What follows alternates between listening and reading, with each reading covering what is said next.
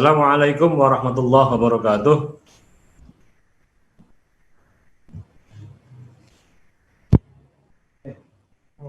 Warahmatullahi wabarakatuh.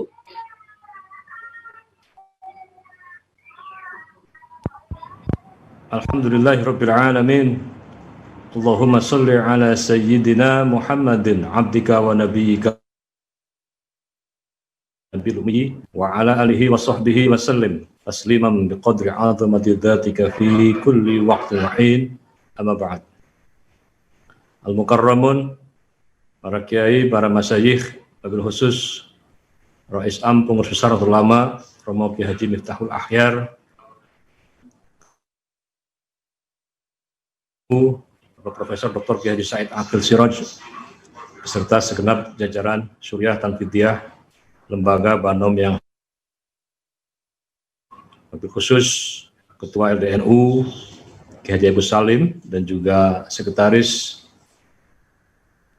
Muslim, para hadirin hadirat sekalian, tahadus binikmah, marilah nanti senantiasa kita memanjatkan puji syukur kita kehadirat Allah Subhanahu wa Ta'ala atas limpahan rahmat, berkah, kesehatan. Alhamdulillah, bersilaturahim melalui sosial media. Mudah-mudahan kita senantiasa diberikan keberkahan, diberikan sehat, kuat menghadapi berbagai macam tantangan hari ini.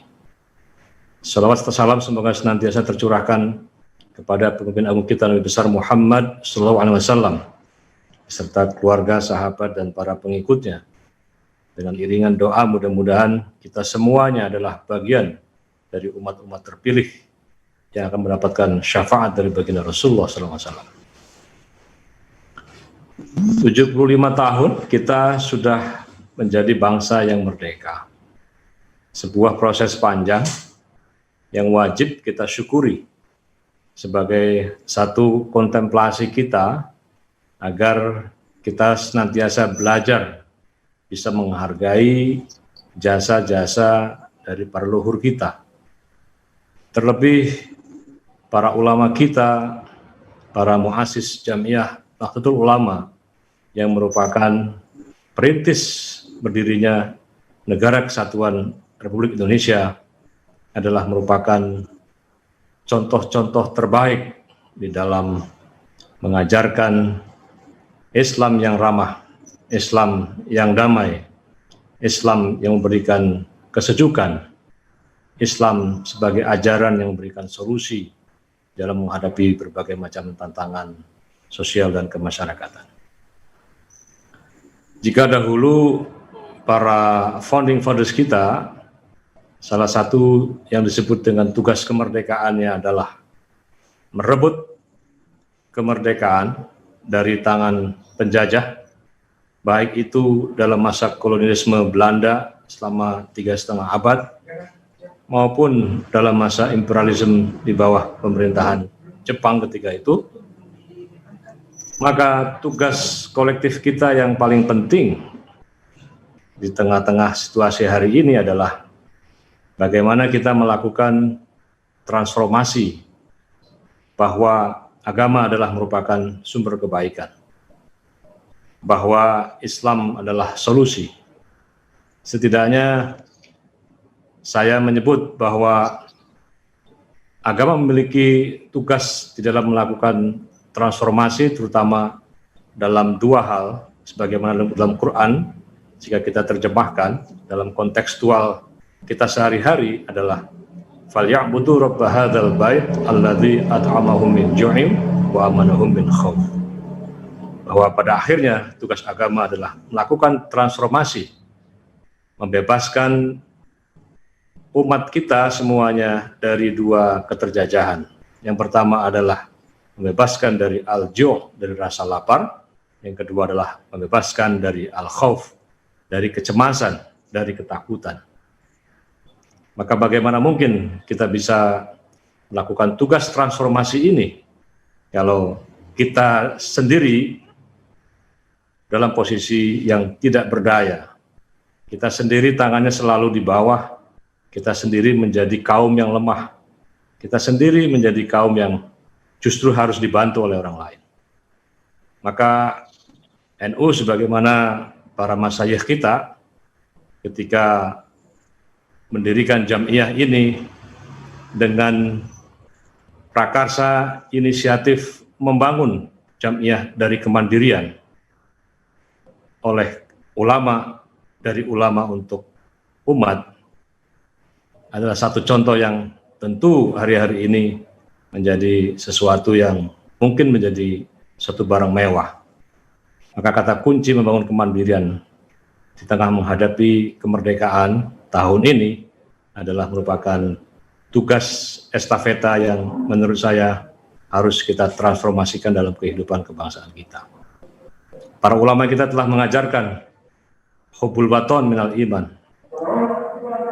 Bagaimana kita melakukan transformasi di dalam kehidupan kebangsaan dan keagamaan.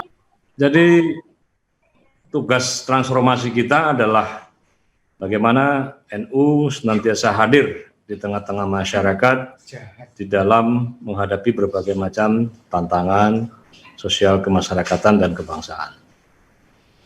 Jangan sampai kita ini abai terhadap berbagai macam masalah-masalah keumatan, baik yang bersifat diniyah maupun yang bersifat kemasyarakatan kebangsaan. Maka kuncinya adalah bagaimana kita membangun kemandirian. Nah, alhamdulillah bahwa sampai hari ini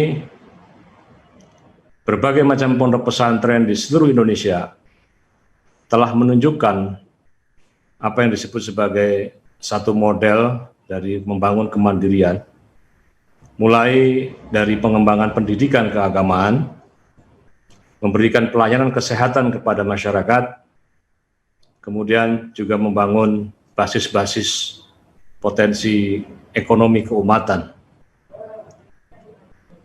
Salah satu pesantren yang hari-hari ini sering kita jadikan sebagai prototipe adalah pesantren Sidogiri, di mana pesantren Sidogiri ini berhasil mampu mengembangkan satu prototipe model bisnis, yaitu membangun kemandirian dengan memberdayakan berbagai macam potensi-potensi keekonomian dimiliki oleh pesantren, sehingga ini merupakan satu entitas ekonomi yang menurut saya ini sekarang sudah mulai bisa dicontoh di berbagai macam pondok-pondok pesantren di seluruh Indonesia.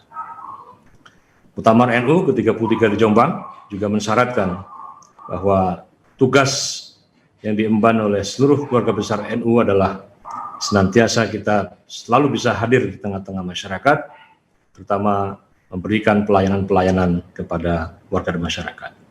Alhamdulillah di tengah situasi pandemi COVID-19 ini, melalui kegiatan NU Peduli COVID-19, teman-teman kita di Satgas COVID-19 ini, sampai hari ini setidaknya sudah ada sekitar 270 miliar lebih yang program-programnya ini telah ditasarufkan kepada 60 juta penerima bantuan langsung, di mana NU memiliki peran-peran di dalam upaya kita menghadapi satu wabah pandemik yang kita doakan mudah-mudahan akan segera berakhir.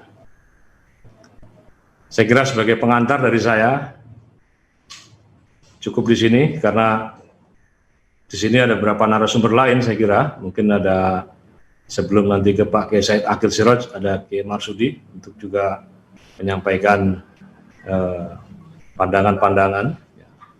Dan kita bersyukur bahwa malam hari ini keluarga besar NU telah menyelenggarakan tahlil yang ditujukan kepada muassis kemerdekaan Republik Indonesia, sekaligus kita juga menyelenggarakan doa bersama untuk keselamatan bangsa.